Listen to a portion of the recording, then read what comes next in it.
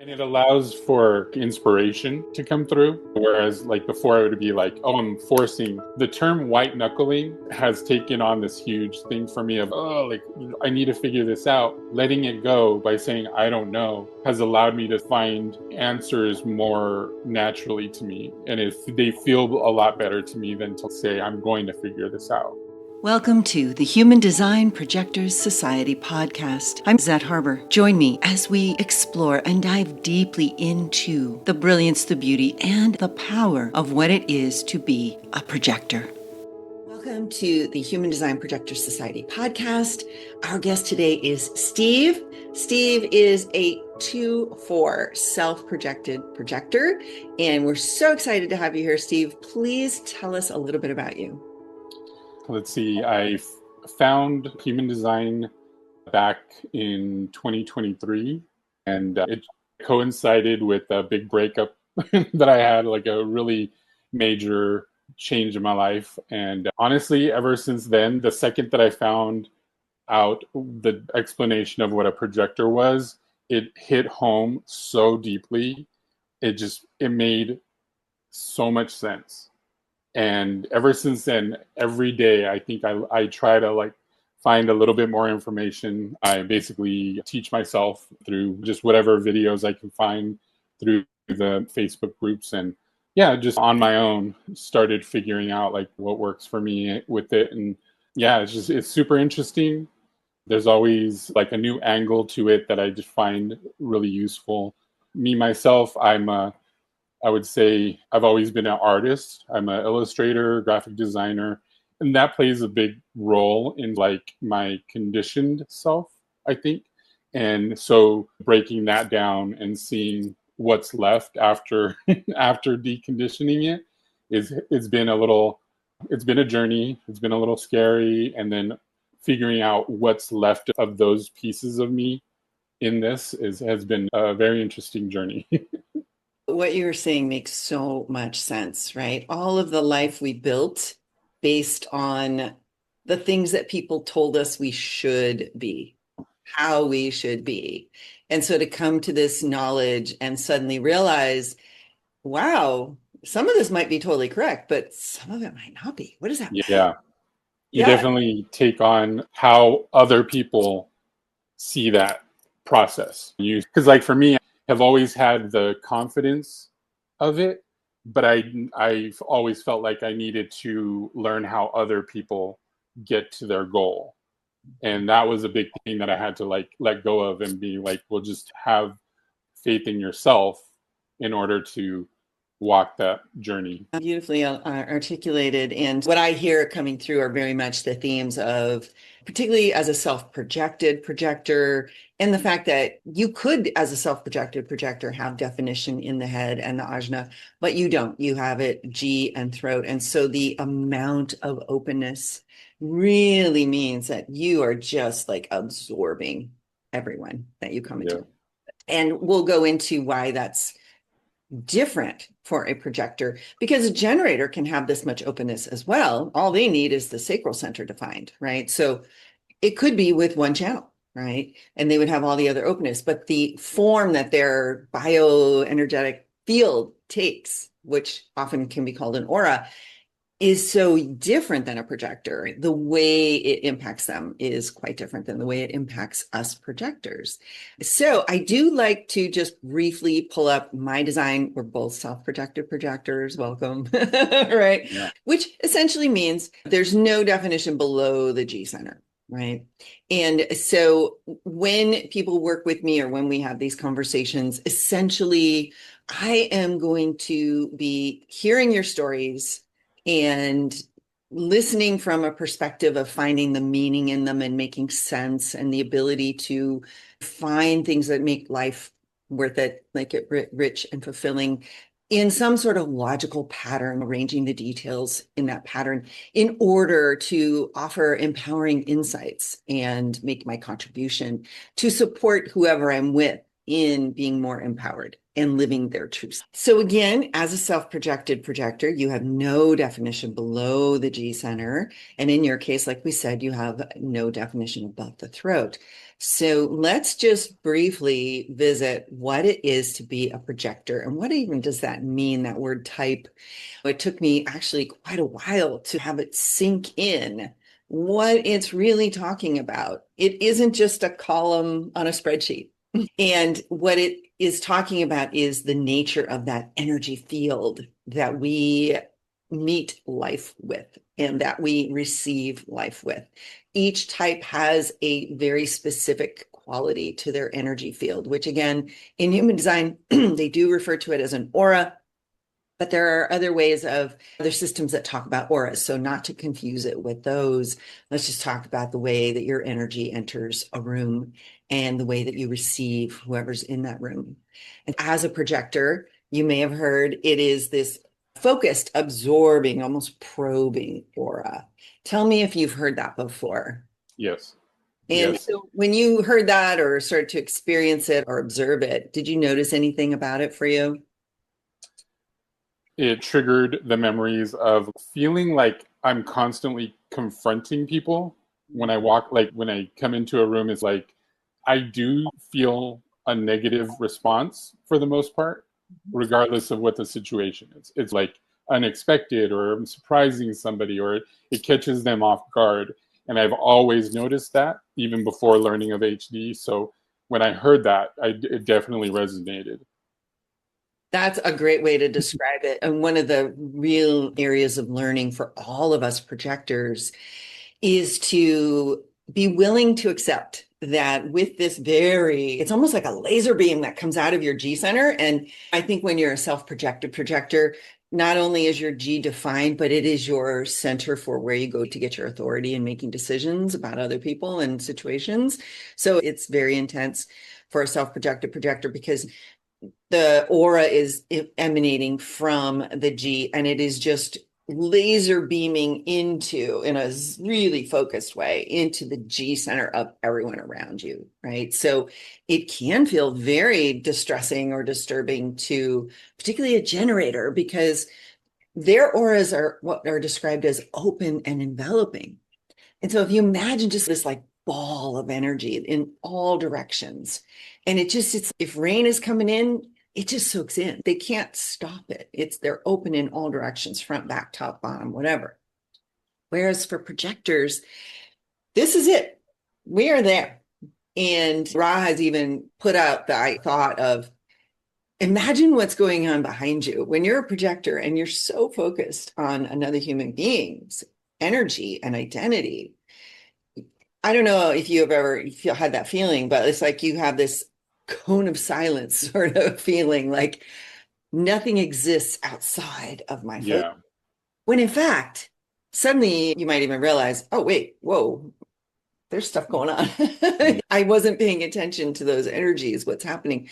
But so when a generator feels that very focused, absorbing, and probing laser beam, if they haven't recognized and invited the projector, it's very off-putting to them. They're like, stop. It can be very uncomfortable. Manifestors have a different kind of aura. It's described as closed and repelling, but not in any negative sense. I like to think of it like a little hermit crab in the tide pool. It's got its shell because that's how it really retains the integrity of its identity, of its being. And then the reflector is a very sampling resistant aura.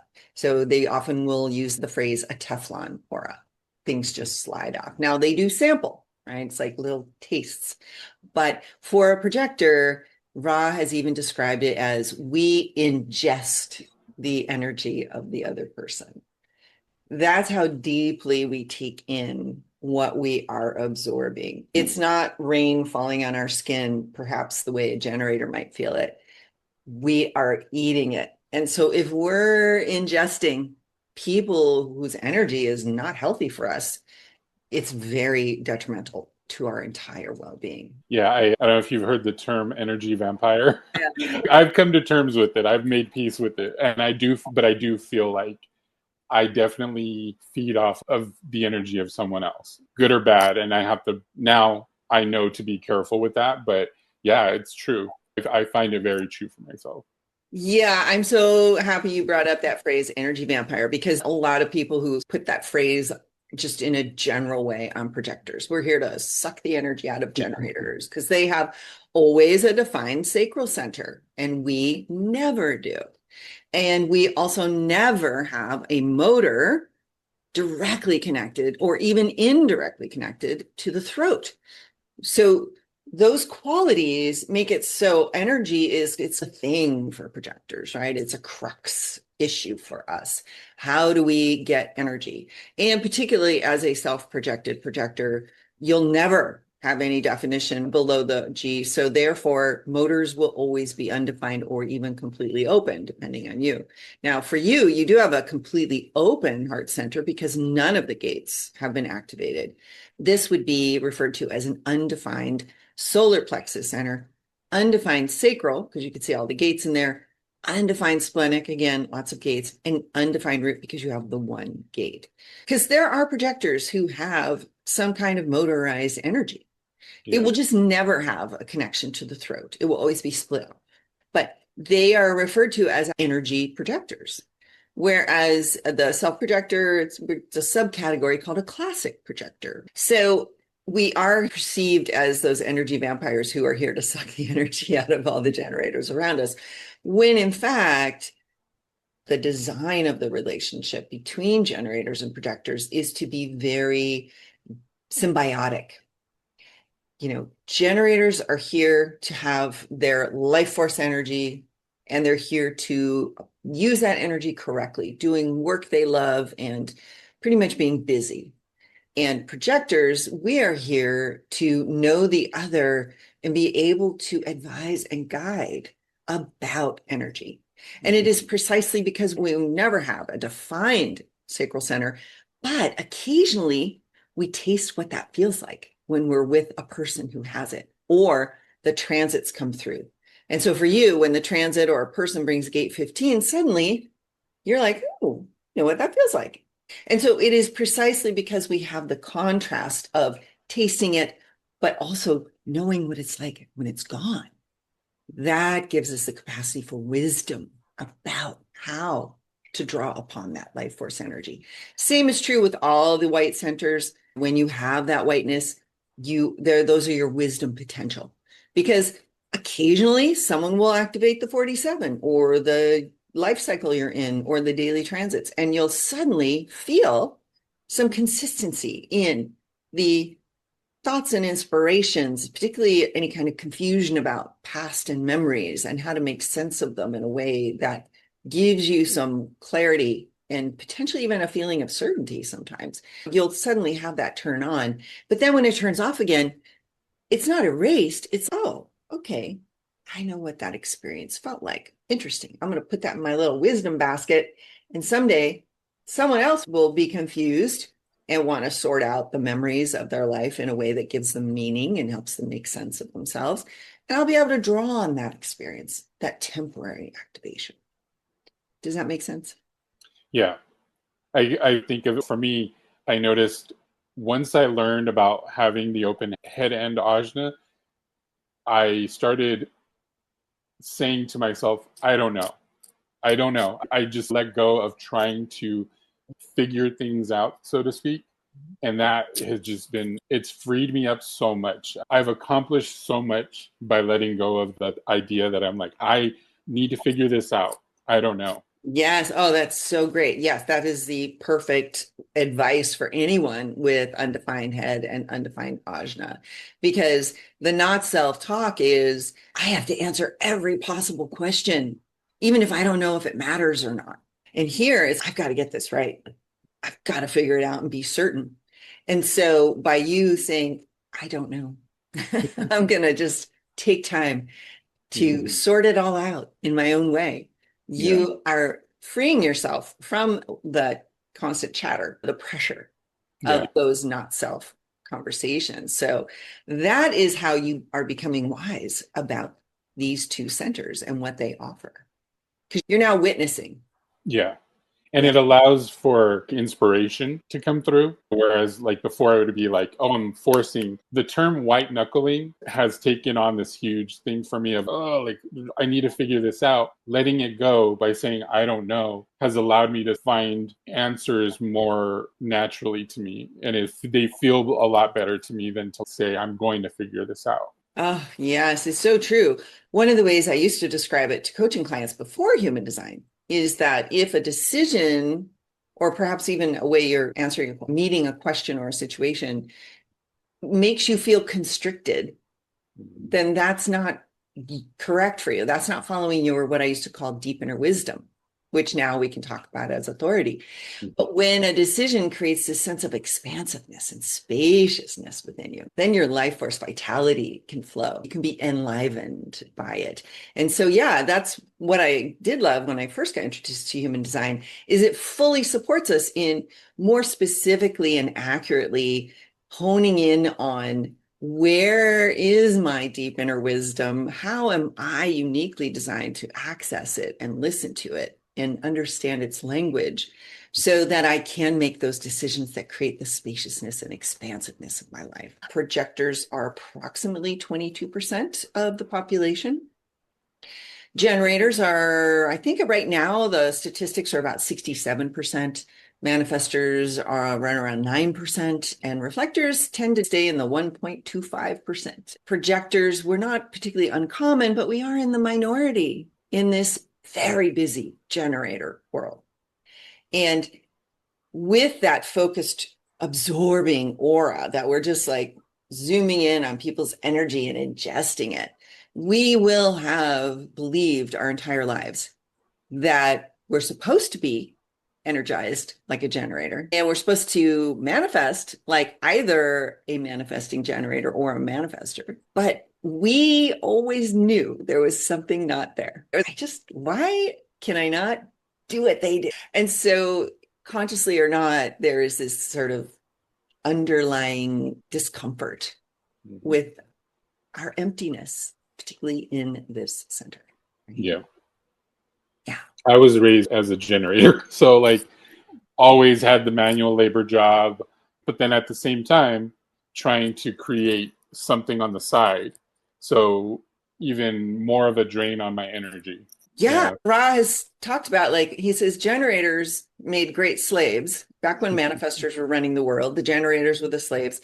He goes, but projectors, you guys are the super slaves. And I have to say, we can outslave and perform any generator any day if we drive ourselves and produce what appears to be energy. But we are borrowing against our own energy bank, and it definitely takes its toll over time. For sure.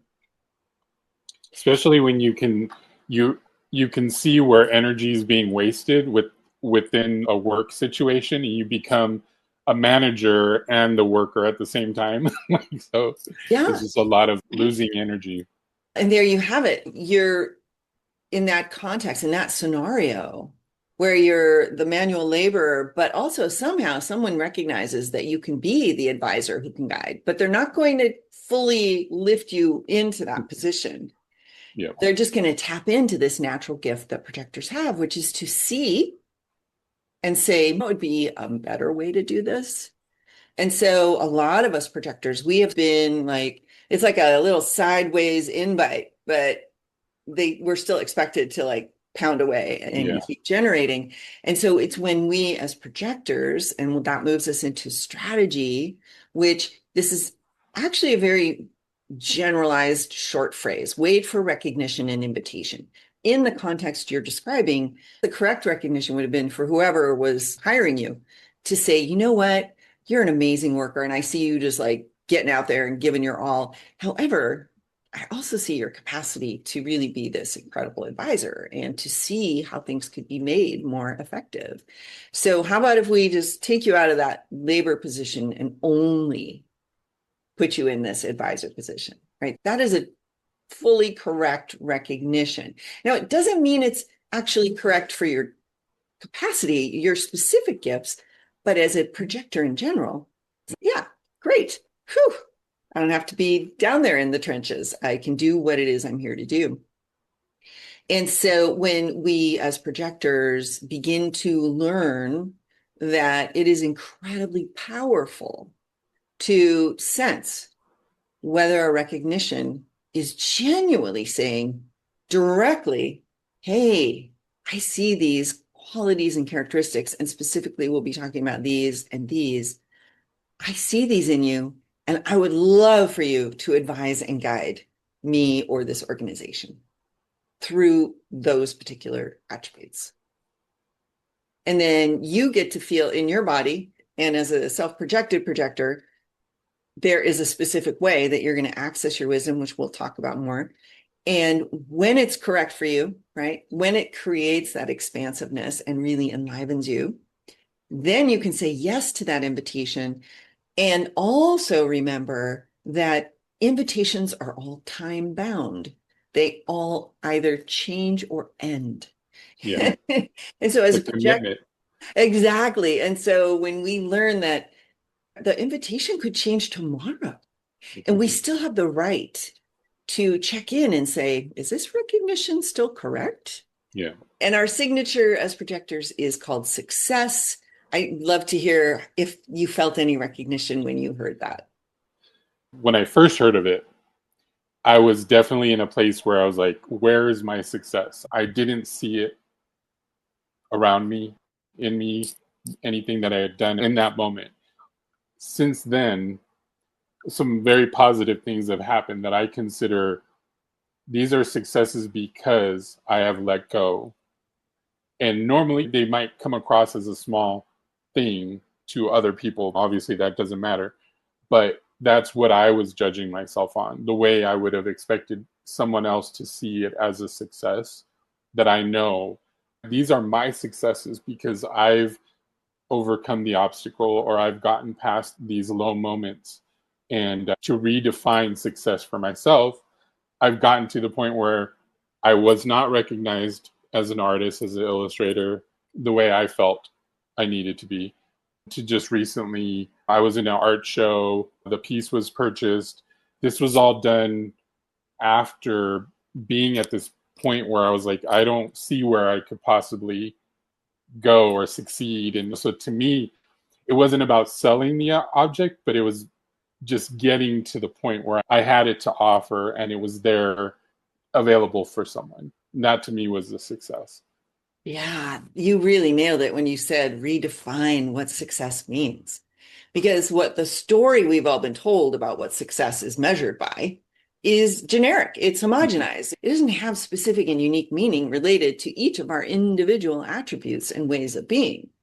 And it doesn't mean that projectors can't be monetarily successful or commercially successful or any of those things. It means what you've described, which is the belief that you have about your qualities of experience that feel successful, that create that enlivening energy of expansion within you. The money becomes a side effect of it. Right. And I'll just briefly mention our not self theme of bitterness, which we can come back to. But for the self-projected authority, the first thing we are supposed to do to determine the correctness of a decision is to ask ourselves, will this make me happy? Mm-hmm. And there's actually three questions. Will this make me happy? Will this let me express my truth? And is this taking me in a direction that's right for me? And I was really dumbfounded by the concept that I was supposed to choose things based on whether they made me happy or not. Like, no one ever said that. Yeah, it sounds selfish, Yeah. but then when you come to, especially with a self-projected projector, like it seems just be selfish first, make sure you're taken care of and you're doing the thing you want to and love, and then everything else will take care of itself. That's how I've come to terms with it, of having this preconceived notion of selfishness where I'm always considering the other person constantly. Where now I'm like, if I want that to happen, if I want them to be happy, then I need to be taken care of first. And as selfish as it sounds. I agree. We've been taught that those words are selfish, Yeah. but you're describing it really beautifully. And so when we honor the correctness of our authority, whatever it is. But in our case, as self-projected projectors, the first sort of measurement of whether a decision is correct is, will this make me happy? And if it doesn't, we should just go the other way as quickly as we can. And we were not taught that. We were told, suck it up, stick it out, work harder, keep going. Yeah. When in fact, as a self-projector, it's like, oh, I have permission to only move toward that which brings me that feeling of happiness. And it's just mind-blowing. Yeah, it is. It works so well. And then I look back and think, oh, that's why things were working out or falling in line or the way I was hoping or expecting. You have the 30, the 731, the 18, you have 33, which means that often you probably run into situations where you're going to experience the activation of the 13. Self-projected can also be the 10 to the 20 right here. And all of these really are about identity to communication or manifestation, identity and truth to expression. So it's a very powerful way of being in the world, and yet completely motorless. So to me, it's just a funny mix. This is incredibly powerful, but no force. Yeah. Yeah. I've learned that it's very, what's the word? Not receptive, but instead of initiating, you want to be receiving on the Yeah. receiving end instead of forcing. I guess it's a little more passive. That's the word. It's a little more passive to. Yeah, we almost don't have language for how this works because of the way we've been taught what those words mean. The word passive we're taught means there's something missing, or Right. you're not doing things, you're not exerting. And so we tend to assign a negative connotation to these things, but yet that is actually the superpower of the self-projected projector. That's what it feels like. It's the letting go, the like letting things happen and not initiating has been a huge step for me of I used to be the initiator. Let me approach someone, let me ask the question, and letting that go has changed so much of my life right now. It's amazing. Congratulations. That is awesome. Really awesome. It's such a keystone to being able to release your conditioning, the conditioned stuff that we've all learned, and to living yourself correctly. And also then you're genuinely going to be able to deliver your gifts because of that. Because before we might have been delivering, right? Working super hard, whatever, but we weren't actually delivering our unique and specific gifts. Therefore, we weren't really giving the world the best that we could. It's like you're trying to anticipate the needs of someone else and they're like, I didn't ask you.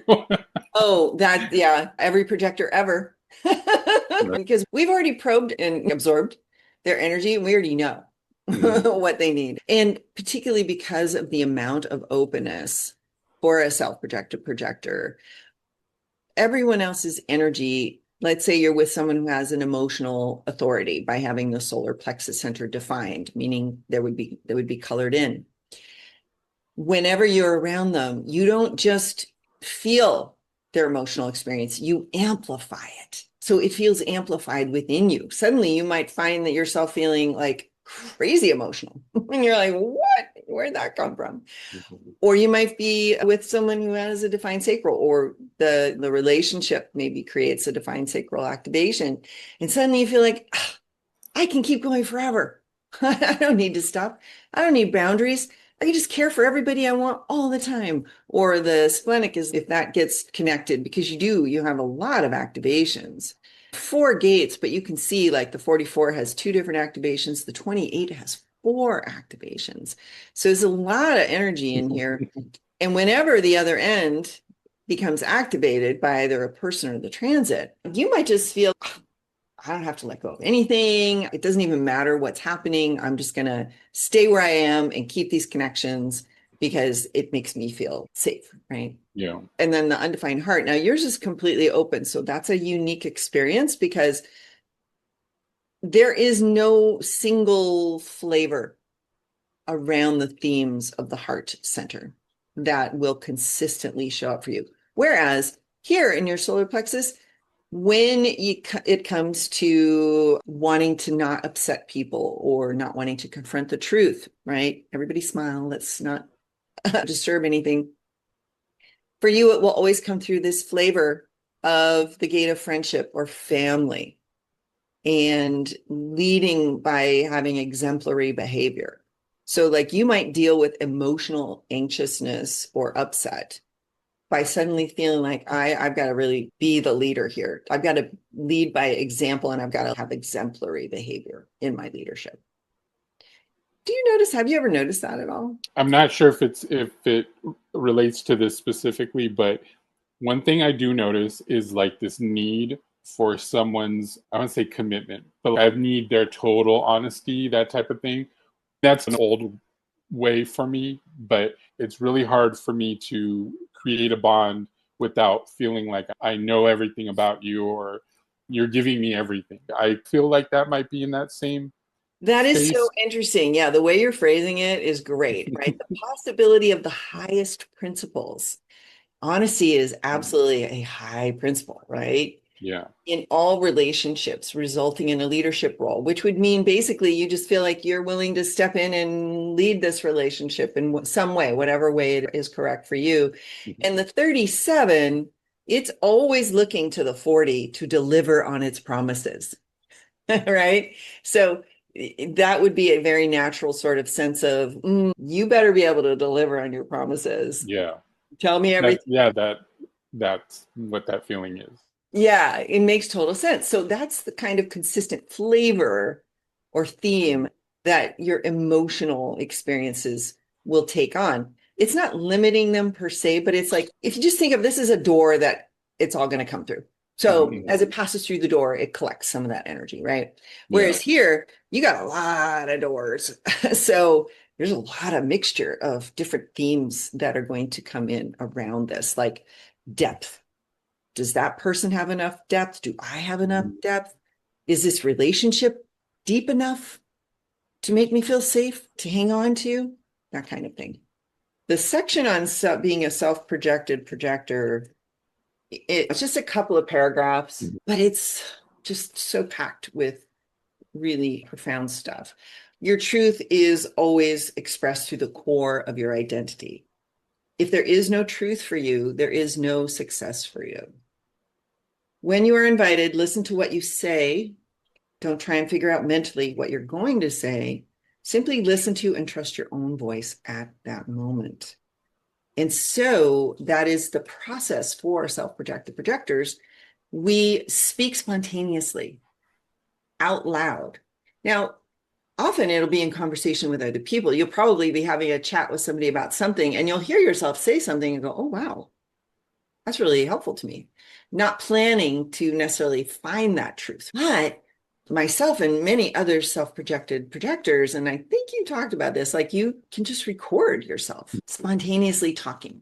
And yeah, and so you can do that with the audio and listen back, or I like to do it into the notes app and reread it out loud. Then I hear myself reading it out loud, and it really helps me spot those little harmonic moments when it just goes ding, that's it, that's the truth in that moment. So becoming comfortable with that spontaneous speaking. So tell me about your experience with that. So starting, I would be for the human design stuff. I did notice that I constantly had to like seek someone out to talk to. And I still struggle with that of I need to tell somebody. I'm like looking for someone to tell. And once I did the soundboarding and I would notice the flow, for me that's what it is where I'll start saying things that are like, okay, this almost isn't me, or it doesn't feel like me, but it makes sense. And it's, oh, you had the answer already. You already had the pieces of the puzzle. And by speaking them out, the pieces start coming together. And that I've been recording myself with the camera and I'll immediately play it back. And I'll usually get like a nugget of something out of there, a little wisdom that I was like, okay, I'm good now. I can proceed or I can move on with whatever the question was. Absolutely. It's so great to know. I'm with you. I definitely noticed earlier in my life, like I would talk to people, but it really wasn't because I wanted to hear what they had to say. Mm. I didn't know at the time why, but I knew something was not happening that they expected. Because when people go to each other to talk about problems, they usually Yeah. expect to be able to give you advice. And for self-projected projectors and also mental projectors, it's important to be able to talk to people who understand you're talking to hear yourself Yeah. and that they respect and really love that about you and allow you to have that process. And of course, now we have these other technological tools that help us do that too, which is great because we can't always find someone who's able to just be that sounding board or be able to just be present while we have the experience of the discovery of our own awareness. And then I don't know if you notice this, but then if they do give you advice from what you're saying, you tend to, or I tend to be like, nah, that's I already have a better solution by that point. Exactly, because you nailed it. Every self-projector listening is like, uh-huh. Because that isn't The correct point. for us because Yeah. it is only about our truth. And another person's ability to know our truth or tell us our truth is going to Mhm. be incredibly limited, particularly because they've got their own design and filters going on. Let's talk about your activation in your gate 28. You have it 4 different times, and it is very much about how can I find purpose and meaning in my life? How can I struggle for Mhm. that as an individual who wants to be empowered? The reason I bring it up is just from the definition, I guess, from the book of the making deals with the devil. Is that Let's see. So you've got the Blaze of 20? Glory, you've got Holding On, and you've got in your personality north node, so your conscious north node, you've got line 2, shaking hands with the devil, Yeah. distasteful alliance. Yeah. Yeah.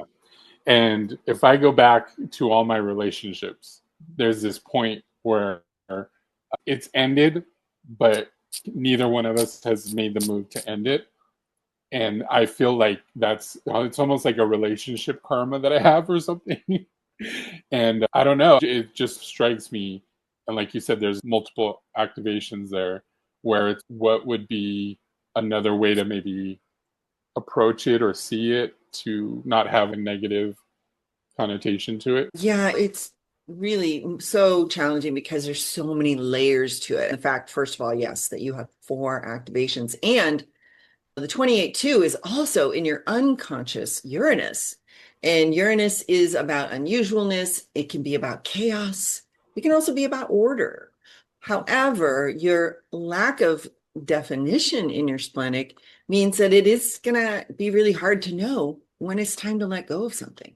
It's not consistent and reliable for those of us with undefined splenic.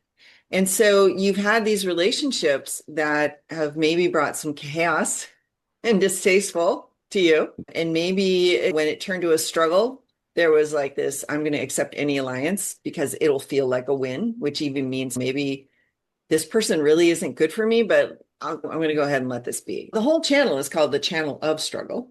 And it is in the individual circuit. It's projected as well. So it needs to be recognized and invited. The whole channel is called the channel of struggle. And gate 28, it's energy that's stubbornly focused on listening with awareness in order to best intuit which risks will make you feel more alive and lead to struggles which bring purpose to existence.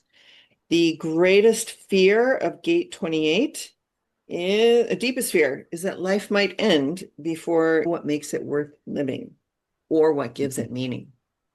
It's a really potent gate in your design, particularly with the number and the placement of the elements that you have. Being in your conscious north node, so your environment in a way, like the stage of the movie you're living and the people, the cast around you, right? Yeah. We're going to go here because this is Mercury. It's your conscious Mercury. So it's going to be something maybe you talk about, maybe something you have a message about, something to say about the ability through whatever means to keep a grip, hold on. Mhm. And so perhaps you're experiencing that in these relationships. It's like, the message is I hold on, or I Yeah. talk about holding on, because I don't really have a consistent, reliable way of determining when it's time to let it go. Because maybe if I let go too soon, I'm not going to find the meaning in my life. I'm not going to find my purpose. Or with gate 18, maybe there's still some correction that could be done. This part of you might think, right? Maybe we can create a perfected form through correction. Like maybe we just haven't logically applied ourselves to correct this enough. Or Wow. maybe there's just not enough depth. Like they don't have enough depth. I don't have enough depth. The relationship lacks depth. That And makes so much sense right now. tell me, That idea that there might be something I can fix. There might be something I could that idea. And if you think about being a projector, you want to fix things. So it's and then another name I think for the 28 is the game player, I think. yes, it is called the game player. Yeah. So I don't want to, I'm not ready to give up the game. I'm not ready to throw in the towel or call it a loss. That just came to me. I agree. Yeah, that's That a means, perfect way to express your experience of it, right? Yeah. I'm not done with this game because right. I haven't found the purpose in this struggle. And I haven't been empowered yet. I haven't found that empowerment through that. And there's still potential for correction Or the and success. yeah, and success and recognition and invitation. And the depth is just, oh, I want that depth. And then you've got the 44 twice.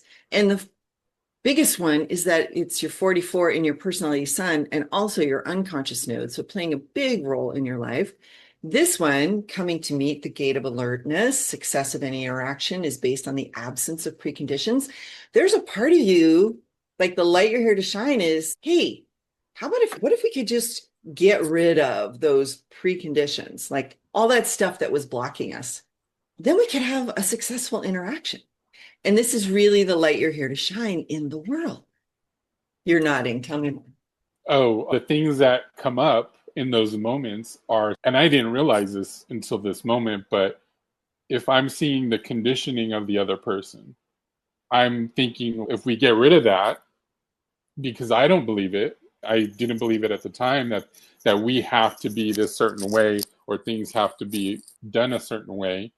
Then yeah, I'm gonna be the one that's if you let go of that, we can continue or we can fix this. Absolutely. It's a huge part of who you are because the 2644, that whole channel, is very much about the ego, which is just our identity in the Mm, world, not the deeper self identity, but like right. our world identity, our willpower, our determination. So it's ego, heart, and will center.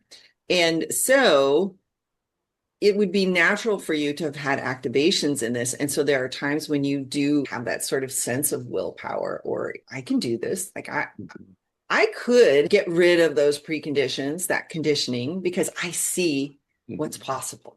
Yes.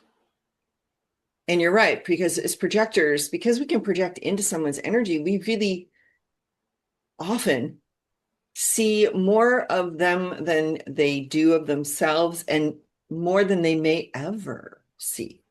And so it's really challenging to know when to let go of what we see in that like beyond potential kind of thing and Yeah. accept them as they are.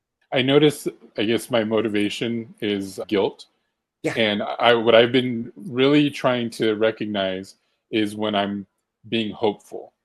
Ah, And so I feel like those are those moments where it's like if hope boils up, that's where I'm like, that's probably where I should let go. Or, oh, it's enough is enough.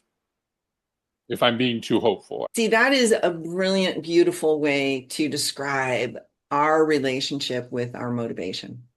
One of the big reason that I hear it's that motivation is not taught early in human design education is because Ra or whoever didn't want people to get all mental about it and go, am I being hopeful today? Am I being guilty today? Am I being whatever? But he also was very clear that for projectors, it's really not enough for us to just follow our strategy and authority. We have to have that third thing that we can compare. Like, is this recognition invitation allowing me to, in your case, it's not about feeling guilty, right? It's about being practical and pragmatic and having solutions that can make life better. That's your natural gift. And so if the recognition and the invitation also support you in delivering that practicality, that pragmatism, that logical solution-based stuff, then wow, you got the trifecta, right? And so you describe beautifully how to actually access and check in with your motivation as a projector, regardless of where you are in your human design journey. And to your correctness is that you are looking to see, am I in the transference, which you so correctly said is hope. And it's that false hope. It's that, hope this goes okay. Or if you're like if it's almost if that's what's the majority of the feeling, I almost feel like that if because you can have hope and you can want or hope for better, but if that's all you're relying on, and especially in a relationship, oh okay, that makes a lot more sense. And this is all in hindsight. Of course, yeah, that's how we learn. No, it's true. Hope is a universal human experience, but yeah, you're talking about that sort of blind hope. Right? That's la la. I can't do anything about it. Yeah, I don't have any solutions. Let's hope it works, right? yeah, Sort of abdication even of your own gift, which is to wake up in the morning and go, yeah, that thing that everybody's struggling with, I actually see a really practical, pragmatic, very positive way for us to deal with that. And for you, it's going to very often be around the creation of successful interactions based on the absence of preconditions. Now, you may feel that you can remove some of those preconditions by applying your energy or delivering your gifts, or maybe you can also consider that your ability to see when an interaction already has an absence of preconditions, that may be the correct place for you to devote and really deliver your energy, right? The gift that you are here to give. And that you have this possibility of alertness to patterns that will result in management capability. What does that phrase mean? But what it can mean and what it can look like in life, and I'd love to hear what you say, is your ability to be alert to patterns means, oh, you can advise and guide in a really effective way. I so in my last two major jobs, I was a manager and totally different situations. And I can see my talent in that. I can see how well I do in that position. But if I'm in a I don't want to, I don't like calling it a generator job, but like it is a lot of physical work, a lot of stuff you would probably rely on your sacral. I feel like for me, getting out of that thinking that's the type of job I should have into where else can I apply these talents? I don't know the answer of it right now, but I'm open to whatever that may be. And that's where I get into, okay, well, art wasn't the thing. That kind of becomes just another tool in the toolbox. So I'm managing my energy that way instead of pushing it to the top and saying this is the thing that I'm going to survive on or it's going to make me successful, etc. That to be able to manage that and place it in another area to use among other tools. That's where I'm starting to manage myself, manage where this energy might go. Like I said, I don't know, but I am allowing for those things to start to fall into place. That makes sense. Totally does. And it really is a beautiful way of expressing what this can feel and look like in life. Your alertness to these patterns that you're recognizing, then they are going to result in your capacity to use an imperfect word, manage your life, right? Yeah. To be the advisor and guide of your own life to bring you the success that is correct for every projector. Yeah. Yeah. Beautiful. Briefly, just touch on your personality Earth is gate 24. It is the Ajna center, undefined, and it is the natural and spontaneous process of transformation and renewal. So when you are delivering this light of this alertness to the patterns, then you bring them into form through this spontaneous process of transformation and renewal. And it's this gift of conceptualizing spontaneously. That's how you're here to bring your light, the light of who you are, into form, into manifestation in the world. Wonder if you wanted to comment on that or share anything about that. The only thing it triggered was in relationship to the, I guess, managing the energy of saying, okay, this isn't a total loss. Let me reimagine how to use this, I guess. Because there, to a certain extent, it is successful to a certain extent. So let's not just throw it out. Let's just recontextualize. And honestly, that was the only thing that like popped into my head at the moment. You're using your rational awareness to transform and renew. You're not throwing it all out because you Right. recognize, you have the ability to recognize that there's value here, and Right. you're allowing it to emerge from you spontaneously.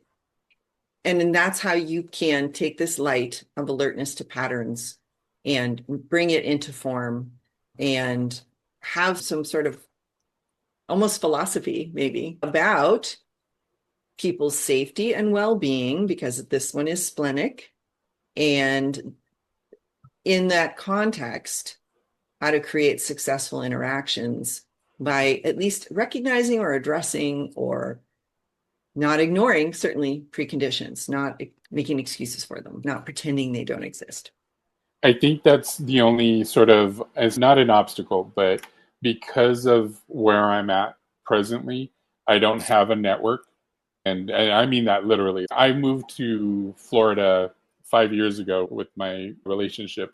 And so my network was gone. And so I literally all of this stuff that I'm learning, I'm applying it to myself.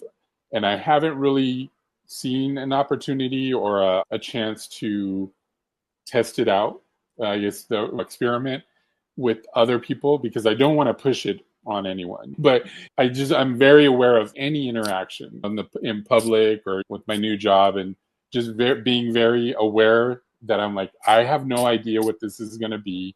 I'm not going to initiate anything. And that is probably like the only obstacle I have, is not really having anyone to play off of or test the ideas out. That makes total sense. A, you need to speak spontaneously to hear your truth. B, you are a 2-4 profile. So the 2 is the hermit, the 4 is the opportunist. The hermit loves to be left alone with its natural gifts, but ultimately relies on a network to call the gifts out correctly. And once that happens, you're nourished by them and they are nourished by you. And that's how you know you're in the right network. But so there is this real dependence, I find, in the 2-4. The 2 doesn't want to be called out all the time, but it really lives to be called out correctly sometime. I get the urge to go out and talk to, I get it's so strong. It's weird. And I notice that more and more, that I'm just like, calm down. Like you like like there is sometimes where I'm just like, just go to a bar, go, I just want to get out. And I'm like, I don't know. I feel like that urge comes from my conditioned side, and I have to be very careful with it because it makes me want to go engage with people. And I don't know if it's Your conscious moon is the gate of friendship.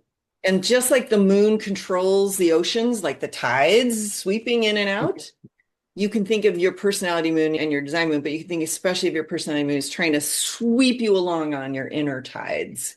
okay. So it really is natural for you to want to go out and connect to people, not I'm with just you. for that, but as projectors, when we go out and we receive energy from other people, especially if it's just impersonal, like just go to a coffee shop and you're just like, woo, I feel so good.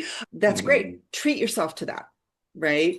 Knowing that's what you're doing. It's just the awareness, and that knowing for you that there is this moon, this tide that wants to like be in friendship, be in communal relationship, to be in some sort of community, right? That feels that sort of quality of organicness, Yeah. in which the highest principles will be there and gives you the opportunity to have a leadership role. You're coming up on your Chiron though. See, this is the thing. This is the stepping into the wisdom elder part of life here. And so the fact that it's next year means you're already feeling life pulling you toward this.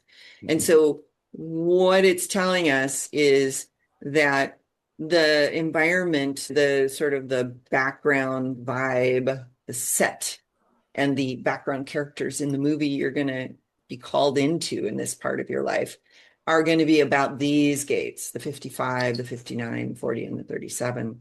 So interestingly, this Chiron return is going to bring activation to this whole channel for you. And oh my goodness, Wow. every single center has energy. I've Oh, never seen that. even the 3420. You can start to feel the effects a few years before, but it might not Mhm. even really fully kick in until a few years in. But just Mhm. know that what's coming for you in life, what life is going to start inviting you into, is being busy. Wow.